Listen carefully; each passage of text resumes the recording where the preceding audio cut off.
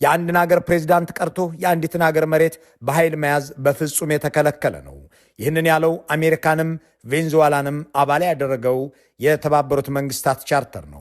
ቻርተሩ ገና በሁለተኛው አንቀጽ ይህንኑ ይደነግጋል። ይሁን እንጂ እንዲህ ያለው ሕግና ድንጋጌ አሜሪካ ላይ ሲደርስ ሸብረክ እንደሚል ቪየትናምንም ስትወር፣ ሳዳም ሁሴንን በሐሰት ከሳ ኢራቅን ስታፈራርስ፣ ሊቢያ ላይ ወታደራዊ ዘመቻ ስታካሄድ ታይቷል። አሁንም ቢሆን ቬንዙዌላንም አሜሪካንም ማዱሮንም ትራምፕንም እኩል ይመለከት ዘንድ የሚገደደውን መስሪያ ቤት የሚመሩት የተባበሩት መንግስታት ዋና ጸሐፊ አንቶኒዮ ጉተሬስ ይህንን የመሰለ ክስተት ሲከሰት ከመናገር ይልቅ ቃል አቀባያቸውን አሰማርተው አሳሳቢ ነው ብለው አልፈውታል። የቬንዙዌላ ጎረቤቶች በጠቅላላ በሚባል ደረጃ ድርጊቱን አውግዘውታል። ከላቲንና ካሪቢያን ሀገሮች ሁሉ ሁለት መሪዎች የሰጡት አስተያየት ግን ቀልብ ይስባል።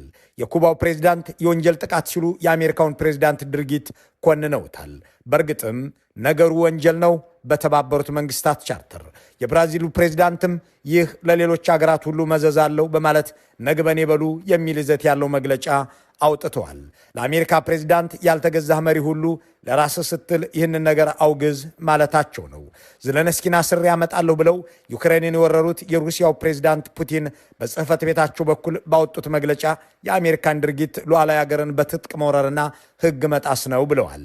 የቬንዙዌላው አምባገነን ተጠርንፎ መወሰዱ ያስደነገጠው የነ አብይ አህመድ፣ የነ ኢሳያስ አፈወርቂ፣ የነ ቴዎዶር ኒጊዮማ፣ የነ ፖል ቢያ፣ የነ ሙሴቬኒ ማህበር የሆነው የአፍሪካ ህብረት ደግሞ ፈራ ተባ እያለ በሕግ አምላክ የሚል ይዘት ያለው መግለጫ አውጥቷል። አንድም ቦታ ላይ አሜሪካ የሚል ስም ሳይጠቅስ የቬንዙዌላውን ፕሬዝዳንት በስማቸውና በኃላፊነታቸው ጠቅሶ በአየር መደብደቧ ተገቢ አይደለም፣ የተባበሩት መንግስታት ሕጉ ይከበር ብሏል። ዲሞክራሲያዊ መንግስታትን ያሰባሰበው የአውሮፓ ህብረት ደግሞ ማዱሮ አምባገነንም ወንጀለኛም መሆኑን እናውቃለን፣ የትራምፕን ድርጊት ግን አንደግፍም ሲል በውጭ ጉዳይ ኃላፊው በኩል ይፋ አድርጓል። ግን አሁንም አንድ ጥያቄ አለ። በእርግጥ ማዱሮን ለእስር የዳረገው የአገሩ ነዳጅና የተፈጥሮ ሀብት ወይስ በይፋ የተነገረው የእጽና ተያዥ ወንጀሉ? ይህንን ጉዳይ በስፋት ለመመልከት አጭር ቀጠሮን ያዝ። አሁን ግን ዓለም አንድ የአምባገነን መሪ ምዕራፍ መቋጨቷ እውነት ሆኗል። ማዱሮ ጭካኔና ጭቆና ድሮ ቀረ ብሎ ከካራካስ ቤተ መንግሥት ወደ ኒውዮርክ እስር ቤት ተሳፍሯል።